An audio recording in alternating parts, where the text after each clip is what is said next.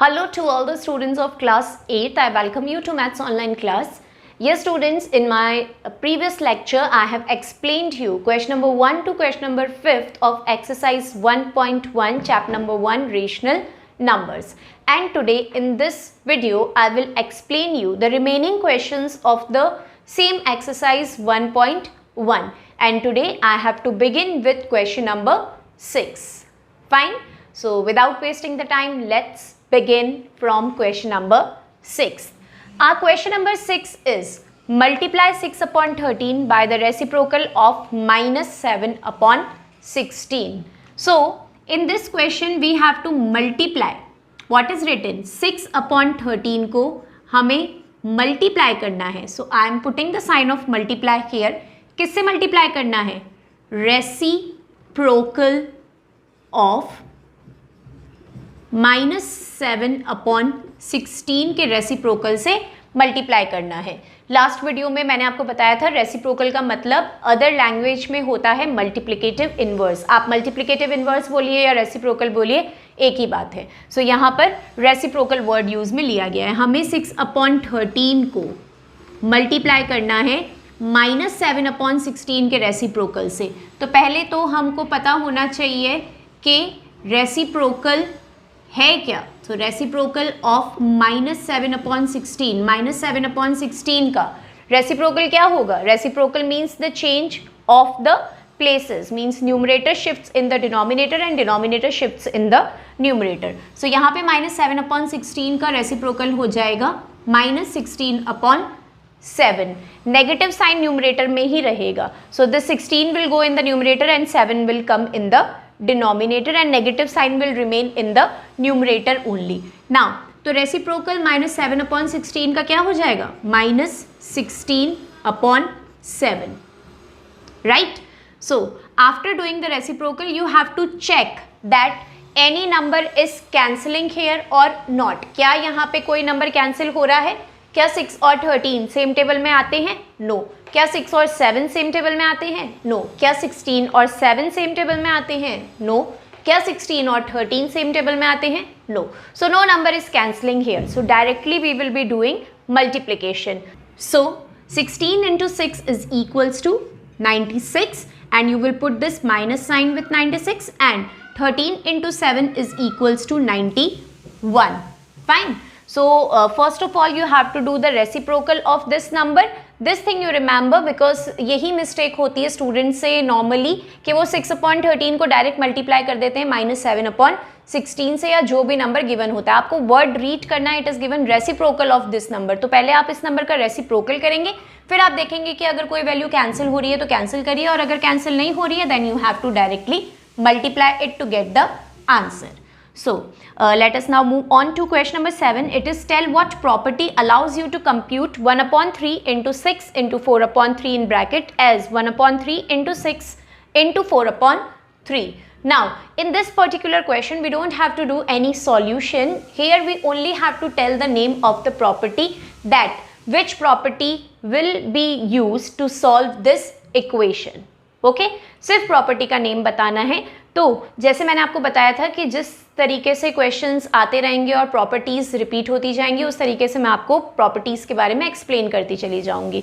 तो इस क्वेश्चन के अंदर जो प्रॉपर्टी यूज़ होगी, इस प्रॉपर्टी का नाम है एसोसिएटिव प्रॉपर्टी. इस प्रॉपर्टी में 3 रेशनल नंबर्स होते हैं जिसमें एक रेशनल नंबर ब्रैकेट के बाहर होता है और 2 रेशनल नंबर ब्रैकेट के अंदर होते हैं. Associative property addition, subtraction, multiplication, division चारों के अंदर, चारों ही ऑपरेशन के अंदर यूज़ की जाती है.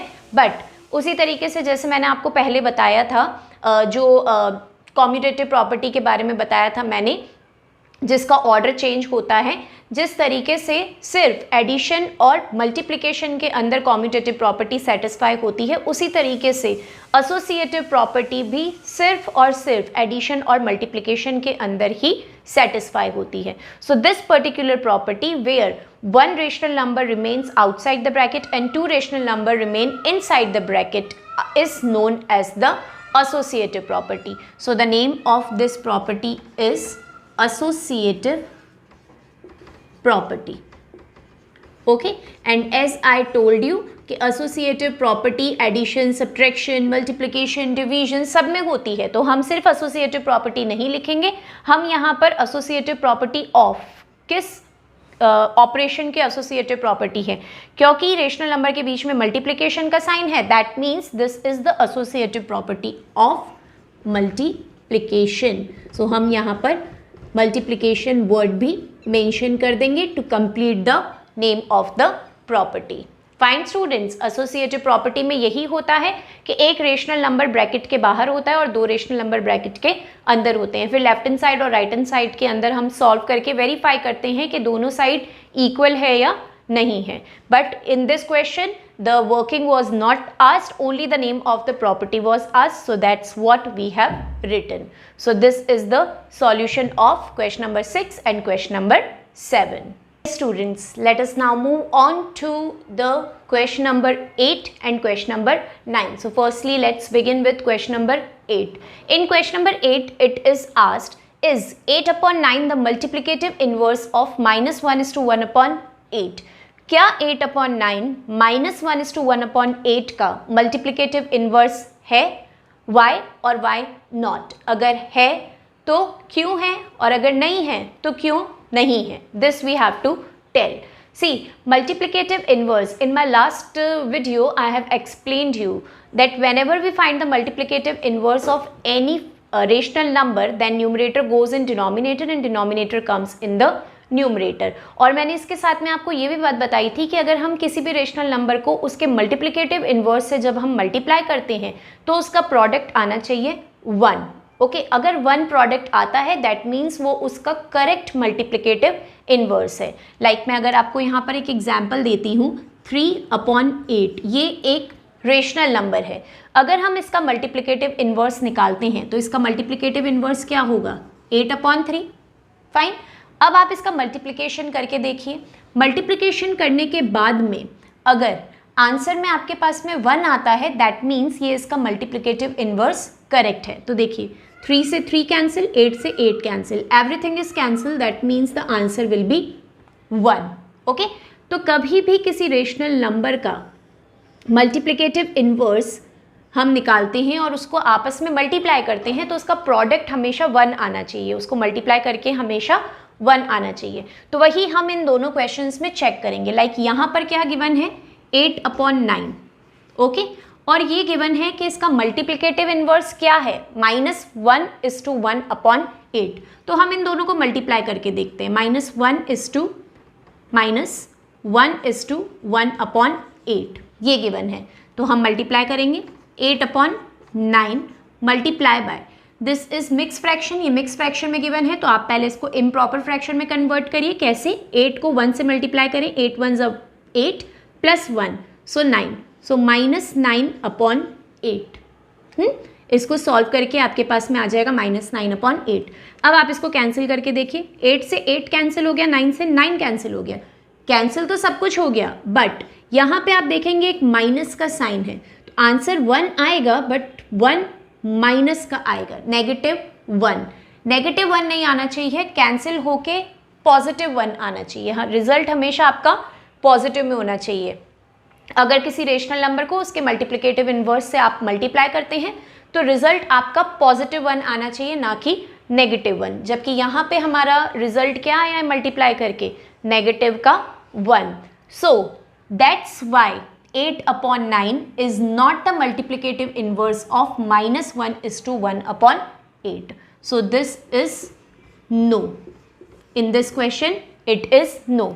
That is 8/9 is not the multiplicative inverse of -1:1/8. So simple, अगर इस तरीके के questions आते हैं तो आप गिवन रेशनल नंबर को उसका अगर जो भी मल्टीप्लिकेटिव इन्वर्स गिवन है उससे मल्टीप्लाई करके देखिए। प्रोडक्ट करने के बाद में रिजल्ट अगर आपका 1 आया तो yes, नहीं आया तो no. Let's check in question number 9. Is 0.3 the multiplicative inverse of 3:1/3? क्या 0.3 3:1/3 का मल्टीप्लिकेटिव इन्वर्स है? इसमें भी हम चेक करके देखेंगे। हम क्या करेंगे? 0.3 को मल्टीप्लाई करेंगे हम 3:1/3 से। 0.3 डेसिमल में गिवन है, आप डेसिमल को रिमूव करके रेशनल नंबर में कन्वर्ट कर लो। जब आप इस डेसिमल को रिमूव करोगे तो डेसिमल के बाद में ओनली 1 डिजिट है, that means in denominator 10 will come. And here solve this mix fraction, 3 3s are 9 plus 1 10, so 10 upon 3. Okay, now cancel it. 3 to 3 cancel, 10 to 10 cancel, and everything is cancelled here. All the numbers are cancelled, that means the result is 1. Now see, after multiplying we got the product as 1. So this is yes, the answer of this part will be yes. Yes, 0.3 is the multiplicative inverse of 3 is to 1 upon 3 because the product of the given rational number and its inverse, its multiplicative inverse is 1. क्योंकि given rational number और उसके multiplicative inverse का product 1 आया है, इस वजह से ये question correct है। Got it student? So कभी भी अगर आपको multiplicative inverse check करना है किसी भी given rational number का, तो उसको multiply करिए, product अगर आपके पास में 1 आया so it is true, otherwise it is false. Okay? Yes students, now let us move on to the last questions, last two questions of this exercise, that is question number 10 and 11. So firstly let's begin with question number 10 and it is first part, the rational number that does not have a reciprocal. ऐसा rational number जिसका reciprocal possible नहीं है, जिसका कोई reciprocal नहीं होता, तो वो rational number है 0. ओके अगर हम इस 0 को रेशनल नंबर में कन्वर्ट करते हैं तो हम इसके नीचे लगा सकते हैं 1. अगर आप इसका रेसिप्रोकल करेंगे तो इसका रेसिप्रोकल क्या होगा 1 upon 0 which is not possible, क्योंकि rational number p upon q के फॉर्म में होते हैं जहाँ पर q यानी डिनोमिनेटर कभी भी 0 नहीं हो सकता। तो अगर आप 0 अपॉन 1 का रेसिप्रोकल करोगे तो वो क्या हो जाएगा 1 upon 0 which is not possible.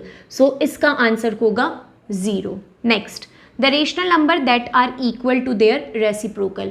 ऐसे रेशनल नंबर कि अगर हम उसका रेसिप्रोकल करेंगे तभी भी वही वैल्यू आएगी, तो वो रेशनल नंबर्स होते हैं 1 एंड -1, क्योंकि अगर आप इसको रेशनल नंबर में कन्वर्ट करेंगे तो 1 हो जाएगा 1 अपॉन 1। अब अगर आप इसका रेसिप्रोकल करोगे तो रेसिप्रोकल भी क्या होगा 1 अपॉन 1। 1 अपॉन 1 का रेसिप्रोकल भी 1 अपॉन 1 ही होगा। और -1 दूसरा मैंने लिया -1, इसको भी अगर आप रेशनल नंबर में करोगे तो -1 अपॉन 1, और अगर आप इसका रेसिप्रोकल करोगे तो वो भी क्या होगा -1 अपॉन 1। तो ये दो ही ऐसे रेशनल नंबर हैं जो अपने खुद के रेसिप्रोकल्स होते हैं। आप अगर इसको वापस रेसिप्रोकल करोगे तो सेम नंबर ही आपके पास आएगा जो आपने लिया है। So only 1 and -1 are those rational number that are equal to their reciprocal, जो अपने रेसिप्रोकल के ही इक्वल होते हैं। Next, the rational number that is equal to its negative, वो रेशनल नंबर जो अपने नेगेटिव के इक्वल होता है। सो सिर्फ एक ही रेशनल नंबर आएगा यहाँ पर, वो है 0, क्योंकि 0 ही एक ऐसा रेशनल नंबर है जिसके साथ में कोई साइन नहीं लगता, नीदर पॉजिटिव नॉर नेगेटिव। तो अगर बोला जा रहा है कि वो अपने नेगेटिव के इक्वल होगा तो इट विल बी 0 ओनली। 0 के अलावा आप कोई भी नंबर ले लो, लाइक अगर आप 1 लेते तो 1 और -1 दोनों ही डिफरेंट वैल्यूज़ हैं, ये इक्वल नहीं है। तो ये चीज़ पॉसिबल है ओनली और ओनली 0 के साथ में। तो अगर कभी भी इस तरीके का क्वेश्चन आए तो आपका आंसर रहेगा यहाँ पर 0। Next, fill in the blanks. 0 का कोई रेसिप्रोकल नहीं होता है, तो यहाँ ब्लैंक में आ जाएगा 0 has no reciprocal. Okay, next, the numbers dash and dash are their own reciprocal. कौन से दो नंबर अपने खुद के रेसिप्रोकल होते हैं? तो अभी किया हमने यहाँ पर इधर सेकेंड पार्ट में 1 और -1 अपने खुद के रेसिप्रोकल होते हैं, तो यहाँ ब्लैंक में आ जाएगा 1 and -1। Next, the reciprocal of -5 का रेसिप्रोकल पूछा है यहाँ पर, तो -5 को अगर हम रेशनल नंबर में करेंगे तो हो जाएगा -5 अपॉन 1। अब आप इसका जब रेसिप्रोकल करोगे तो रेसिप्रोकल क्या हो जाएगा -1 अपॉन 5। ओके, -5 अपॉन 1 का reciprocal -1 upon 5।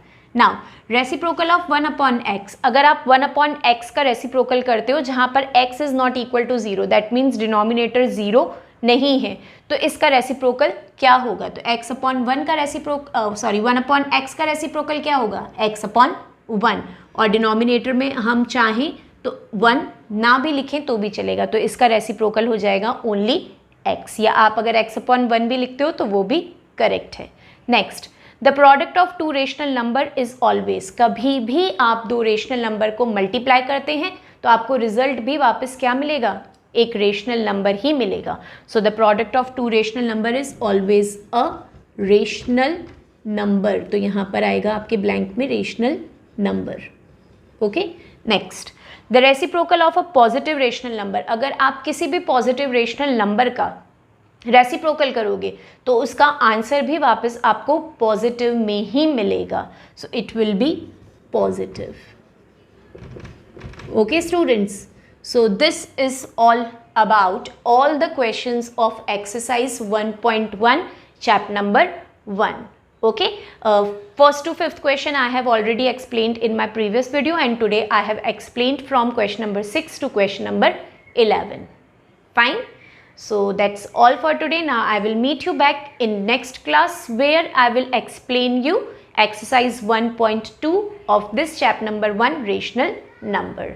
So meet you back in the next online class. Till then, take care of yourself. Thank you, students.